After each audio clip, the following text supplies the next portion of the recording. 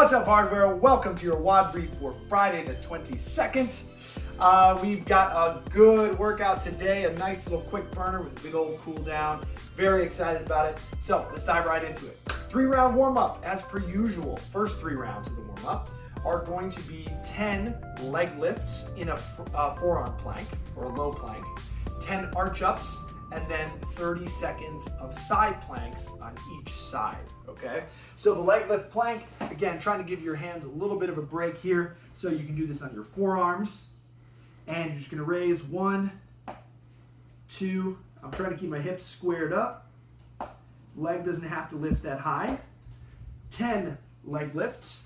Then you'll be all set up to just lay right down and do your 10 arch ups, followed by 30 seconds of a side plank on one side, and then 30 seconds on the other side. All right, that should actually take a little bit of time. It's a nice slow way to get going with all the core stuff. Then we have our more active plyometric 3 rounds. So this is gonna be 3 rounds of 20 ski jacks, or trenches, if you're one of our musical theater people. 10 of something new. This is something CrossFit just posted the other day as an accessory movement for working on L-sits, and we're calling it a hips up leg raise, single leg raise. 10 on each side, and then 5 inchworms. So 20 ski jacks, just looking for something different. If you don't want to do the arms, you feel silly, you can just move your feet back and forth instead of jumping jack out to the side, or you can really go for it. Oh, getting old. Hips up leg raise. So here's what we're gonna do. You're gonna find a way to pick your hips up off the ground.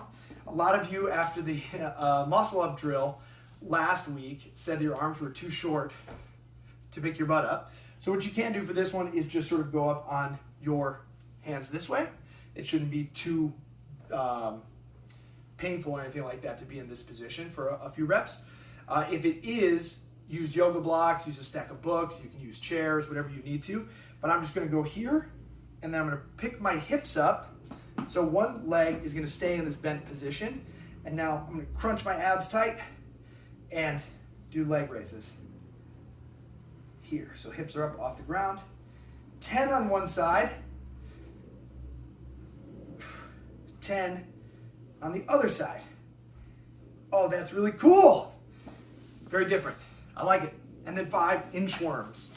Now we've got not a ton of pressing or anything like that on the docket today, so you can add a push-up to this if you want, but otherwise you can just reach it down, kind of use this time to walk out and work through the shoulders and stretch out the hamstrings for 5 reps, all right? Then, part 1, we've got 8 on each leg, single leg, tempo, Romanian deadlifts, okay? The tempo is gonna be 3 down, hold for 2 at the bottom, and then come up and hold for 1 at the top, just to take a breath and reset. You wanna do this every 3 minutes for 12 minutes. So with this 3-minute thing, it should take you probably 2 minutes to get through 1 set, right? Because if you're really taking that tempo seriously, it's gonna be nice and slow. So what I would do personally is, because I have a dumbbell, not a kettlebell, I would hold it this way. I'm gonna set myself up here, and I'm gonna try to keep this leg off the floor, but I can scale it by putting my toe down or toenail spot this way. I'm gonna go down, 3, 2, 1, hold for 1, 2, and come up. Take a breath. 3, 2, 1, hold, 2, come up, take a breath. Do that for 8 on one side, shake it out, do it for 8 on the other side, and then rest until your 3-minute window is up.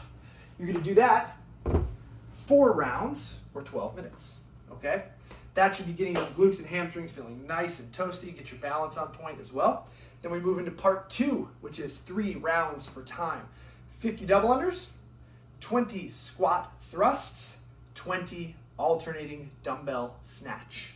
So 50 double unders. This, it should be a nice enough day that if you're someone with a jump rope, you can do this outside.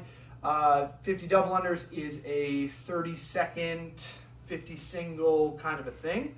I wouldn't let that go beyond 1 minute. If you're gonna stay indoors, you can jumping jack, 50 jumping jacks, or what's even better is you can do your double under drill, your penguin jumps. So that's either jumping, slapping once in the air, or jumping, slapping twice in the air. So 50 of these would be a fantastic substitution.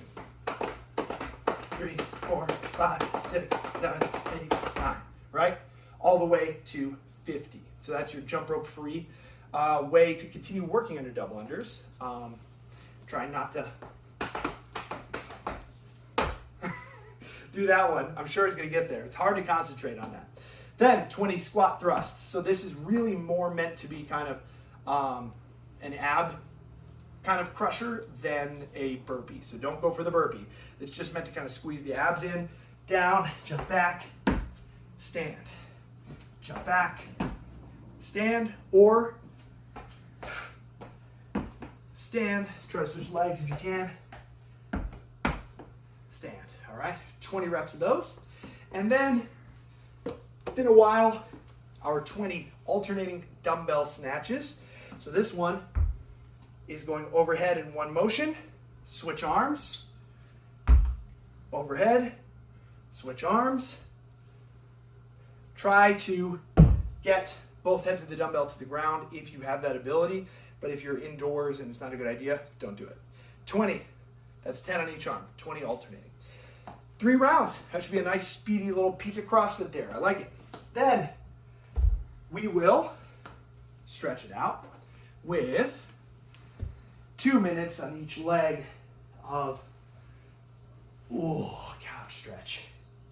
Tuck those hips under. Why am I so tight? 2 minutes on one leg, 2 minutes on the other. Then just to kind of open up the abs a little bit in the front of your body, we're going to do just a minute or so of some sort of seal pose or cobra, sphinx, anything you can do to just sort of stretch the front of your body out a little bit.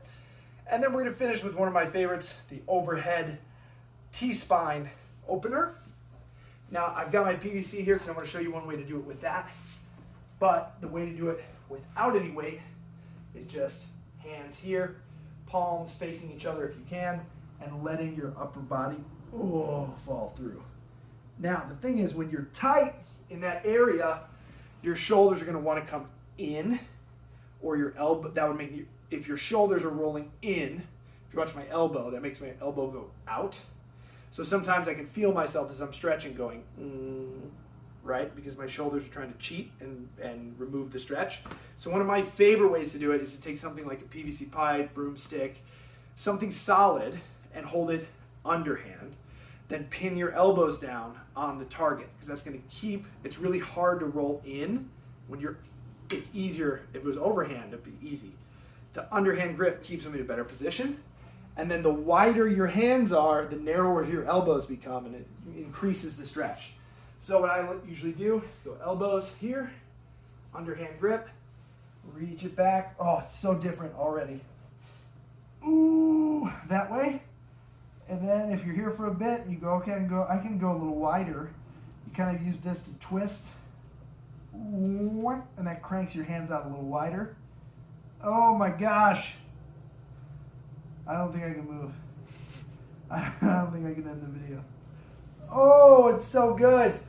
Oh, I need to do that one all the time. That's such a good one for at home, working on the couch, working at the desk, upper back posture. It's nasty, but if you're someone who struggles overhead with overhead squats, jerks, snatches, you got those tight shoulders and stuff, that is a must. So we're going to finish with that today for 2 minutes.